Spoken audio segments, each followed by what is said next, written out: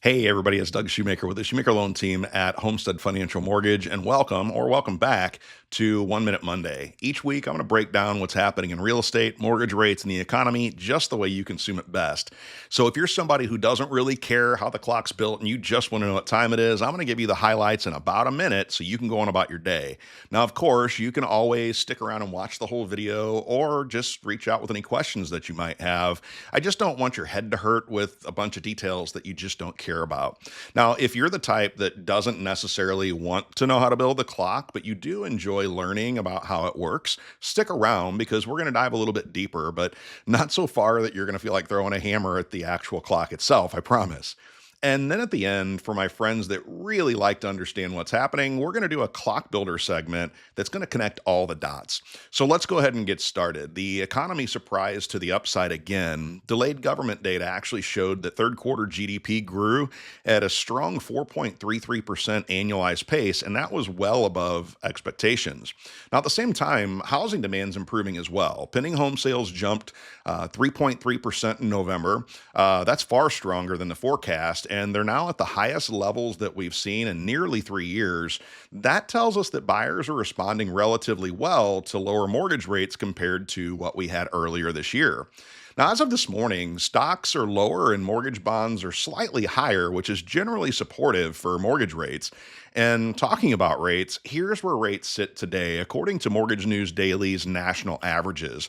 The 30-year conventional fixed rate is around 6.2.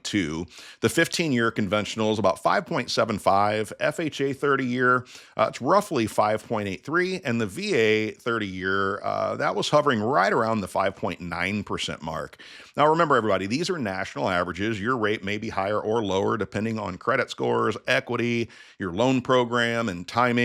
And don't forget, you can always check out our other video on who actually sets mortgage rates because it'll give you some information that'll probably blow your mind. But hey, this gives us a solid snapshot of where things actually stand this week. So if you'd like to see what you actually qualify for, either on a purchase or a refinance, you can reach out anytime. I promise it's a lot easier than some other folks make it. And for refinance guidance, if you're currently at a rate in the mid sixes or higher, it's probably time to go ahead and start the conversation. Now, depending on your credit scores and your equity, it could make sense to go ahead and get that application in. Now, if you're not working with me or my team, just make sure that you're not paying a bunch of discount points without talking to somebody other than the person trying to sell them to you because you may be getting some bad advice. Now, that's it for everybody who just wants to know what time it is. Let me know if there's any other questions I can answer or if there's anything else about the home buying process that you'd like me to maybe create some more educational content on. I'm always glad to help, and I promise you're not the only person with that question. Now, for my friends that like to know how the clock works, I'm going to go ahead and add a little bit of context. The GDP number, it looks strong, but it's important to understand what actually drove it. A large portion of that growth actually came from consumer spending.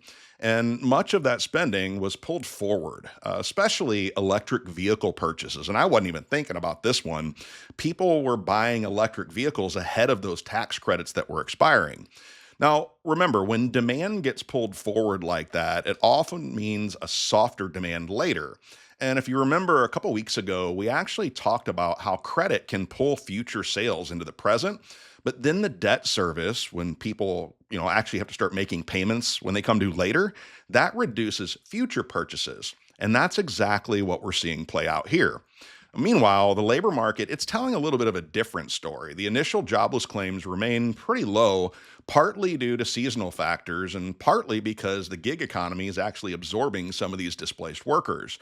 Now, many people are choosing contract or app-based work instead of filing for unemployment because let's face it, oftentimes the unemployment benefits don't even come close to covering housing and insurance and basic living expenses. But continuing claims, people staying on unemployment longer, that remains elevated and near 4-year highs. And that usually happens when hiring slows and employers become a little bit more cautious. Now, that caution, it's showing up in the business sentiment as well. A recent Yale School of Management survey found that about two-thirds of CEOs plan to either reduce headcount or actually keep the same staffing levels in 2026, while only about a third plan to do any hiring in 2026. At the same time, consumers are pulling back. Discretionary spending is slowing, subscriptions are being canceled, and households are becoming a lot more selective, which doesn't fully line up with the strong GDP headline that we just got. So home prices, they're still rising, but at a little bit of a slower pace. Redfin actually shows prices up about 2.6% year over year. That's healthy appreciation in a normalizing market. That's not a boom, but it's definitely not a bust either. So let's go ahead and slow this thing down a little bit and let's move into the clock builder segment because this is where everything gets tied together. Now, here's the key lesson for the week: GDP tells us where the economy was. The labor market and the bond market, they actually tell us where the economy is going. GDP is backward looking. It's like a rearview mirror, and mortgage rates don't live in a rearview mirror. They live in expectations. Mortgage rates are driven by the bond market, and the bond market is constantly trying to answer one question: what does growth and inflation look like from here? That's why we can see strong GDP headlines at the same time mortgage rates are improving. Mortgage bonds continue to trend higher, and once again, they're testing key resistant levels around that 99.8 level. That level has actually acted as a ceiling. We've hit it, we've backed off, we've hit it again. Now, if bonds can break above that level and stay there, the next move is higher bond prices. And higher bond prices mean lower mortgage rates. At the same time, the 10-year Treasury yield, it actually continues to trend lower, and it's actually now broken below its 100-day moving average. Yields are being squeezed into a really tight range, holding important support near the 4.126 Fibonacci level and the 25-day moving average. Now, that type of price action usually happens before a much bigger move. And when you combine that with what we're seeing under the hood, slower hiring, cautious CEOs, consumers pulling back, and inflation continuing to cool, it actually explains why the bond market continues to price in rate cuts next year, even when GDP headlines look strong. Now, this is why you can't make mortgage decisions based on headlines alone. Strong economic data does not automatically mean higher mortgage rates, and weak economic data does not automatically mean lower mortgage rates. What matters is expectations, trends, and how the bond market reacts to new information. So, what's the strategy right now?